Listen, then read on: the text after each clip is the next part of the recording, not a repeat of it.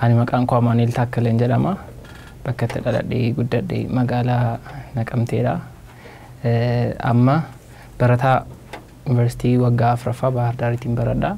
Anaaf waaqeffannaa jechuun jireenyadha. Kiristaana tokkootii fi waaqeffannaan wanta yeroo boqonnaa isaatti yookaan yeroo irraa hafaa argatetti wanta nu hojjetu tun ta'in jireenyadha jedheenna kana naman bakka hojjennutti.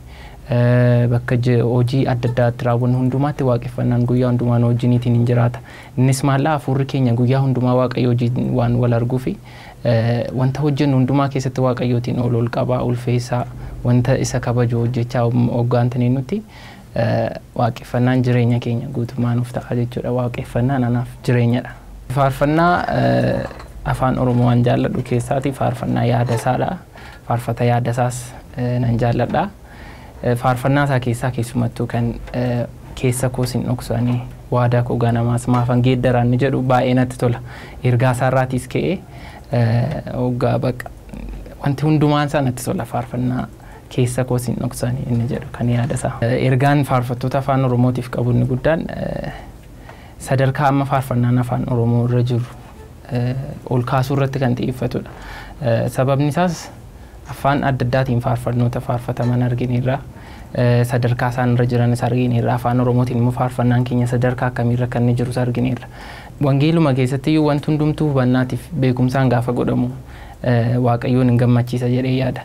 Kanaatiif iyyuu wanta hojjennu hundumaa muuziqaas hoggaa hojjennu faarfannaas hoggaa hojjennu beekumsaan utuu ta'e jechuun akkasumaan faarfannaan nutti toleef yookaan immoo faarfachuu qabnaaf osoo hin ta'in beekumsaan taanee utuu faarfanneetiin jedha. Kanarratti gartuun weedduu gospel singers kan jedhaman jiru baay'ee amma tokko sadarkaa afaan Oromoo gara fuulduraatti geessaatti jiru. Kunis maallaa faarfannaa hoggaa qo'atan karaa saayinsii isaa muuziqaa isaa sirriitti beekanii harmanii isaa adda addaa sirriitti beekaniitu amma ta'e faarfannaa afaan Oromoo ol guddisuudhaatiif hojjetamaa jira. Kanaatiif iyyuu faarfattoonni afaan Oromoo faarfannaa beeknaaf qofatu hin ta'in faarfachuu dandeenyaaf qofatu hin ta'in beekumsaan taanee utuu faarfanneetii moor ija qabeessa taana jedheen ni yaada.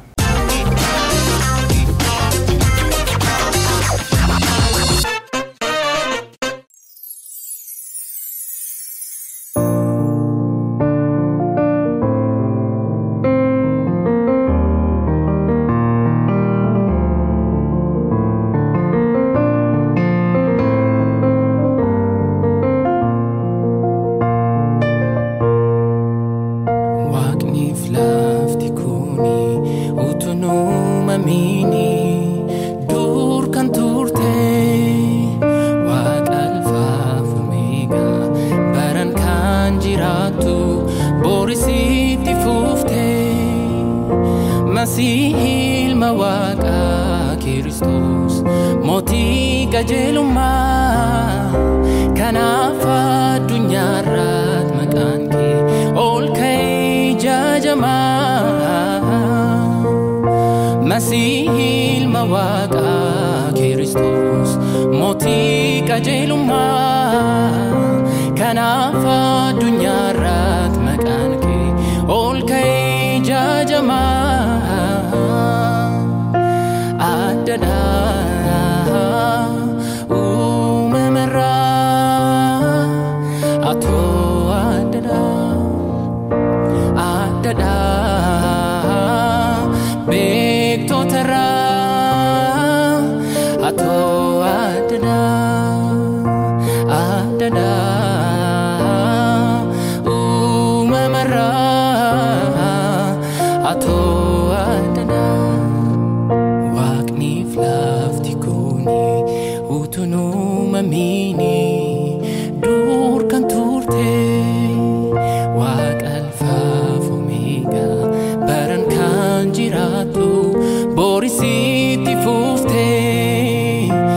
Masihi ilma Waaqaa Kiristoos mootii qajeelummaa kanaaf addunyaarratti maqaan kee ol ka'ee jaajamaa. Masihi ilma Waaqaa Kiristoos mootii qajeelummaa kanaaf addunyaarratti maqaan kee ol ka'ee jaajamaa. Adada umamara ato adada bekto tara ato adada motu tara ato adada akike kana kake injiru akike kana kake injiru akike kana kake injiru akike kana kake injiru sami guba kana kake injiru ardi jala kana kake injiru yo barbane kana kake injiru kana kake injiru.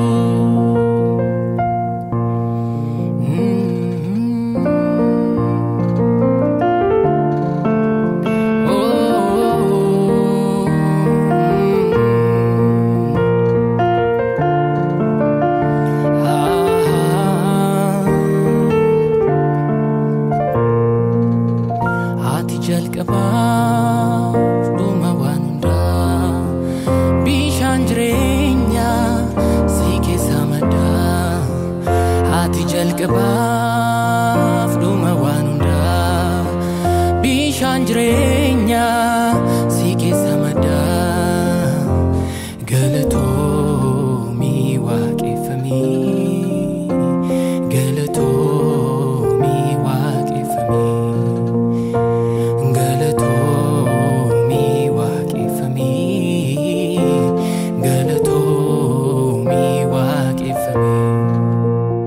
Ati jalqabaaf dhuma waan hundaa bishaan jireenyaa si keessa maddaa.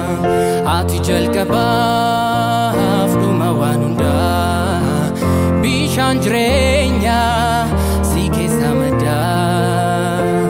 Galatoomii waaqeffamii galatoomii waaqeffamii.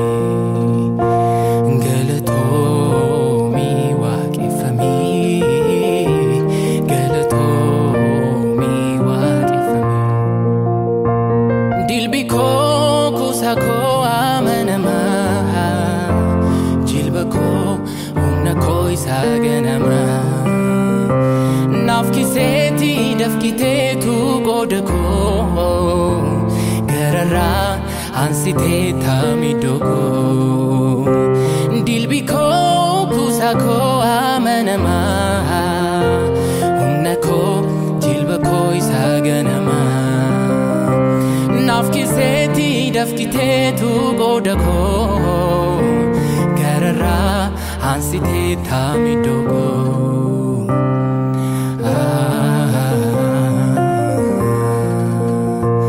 Balladhu sidhi badhe sani kanketi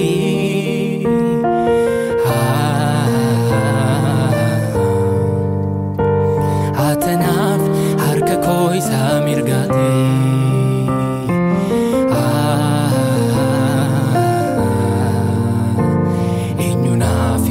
Batumi doke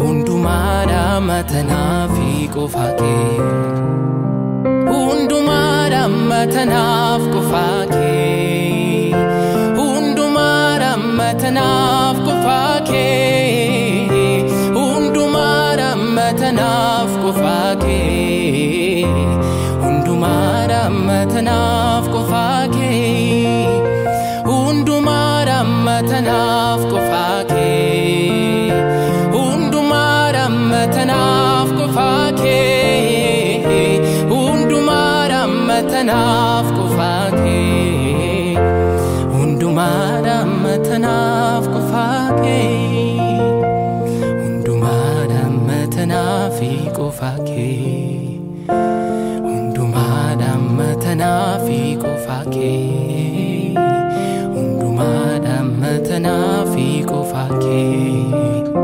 hundumara matanaaf qofaake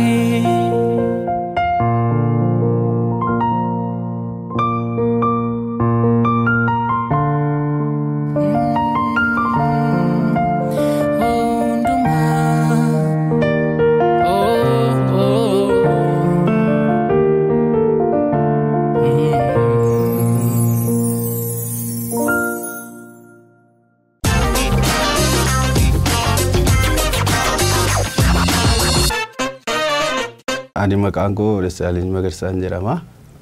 Meeshaa muuziqaan taphadhu kiiboordiidha akkasumas immoo gitaara nan taphadha masiinqoo nan taphadha jechuudha. Mudannoo muuziqaa wajjin na mudate istuudiyootti jechuudha.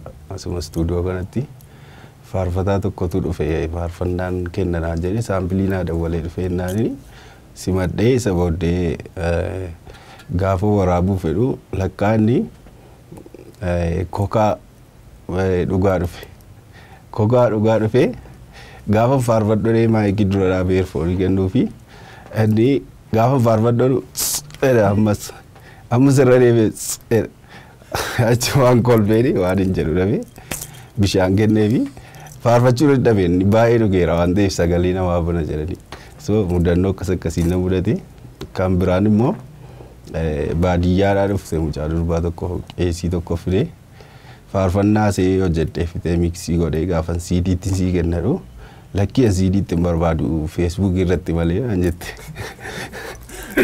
achi baay'ee golbee qeesii waan godhu dhabee nurkaa fudhachuu diddee hamma dandeenya yaalleetu amansiisnee siin gadhiisa bakka Facebook irratti isee gashee jechuudha. Istuudiyoon keenya Sonaan istuudiyoo jedhama. Naannoo itti argama keenya Gullallee Madaanaalamii naannoo hospitaala Phaawulosiidha. Faarfannaa akkaataa gaariitti qindeessinee akka inni Waaqayyoof dhiyaatu gochuudha gaheen keenya inni guddaani. Faarfattootiin karaan dura hojjedhee fi Malkaamuu Sanbataa, Abiraam Tarree, Faarfattuu Kibbinashii, Gurmeessaa warrooti kun piik warran godheedha akka Tola Waaqii, Mulukan Taaddasee namooti baay'een jiru. Warri maqaan dhoofne baay'een isaanii jiru. Gara fuulduraatti hojii gaarii kan kanaan duraarra fooyya'aa ta'e muuziqaa qindaa'aadhaan haala bareedaadhaan hojjennee dhiyeessuu hin barbaanna. Gara istuudiyoo keenyaa yoo dhuftanii isin simachuu dandeenya hojii gaarii wajjin hojjechuu dandeenya jedhee yaada. Faarfannaa kanaan duraarra muuziqaa kanaan duraarra fooyyessinee hojjetaa jirra. Amma yeroo dhiyootti kan gadhiifamu faarfataa Caalii kan jedhamu jira. Akkasumas immoo faarfataa Ifaa Deessisaa yeroo dhiyootti arguu dandeessu jedha galatooma.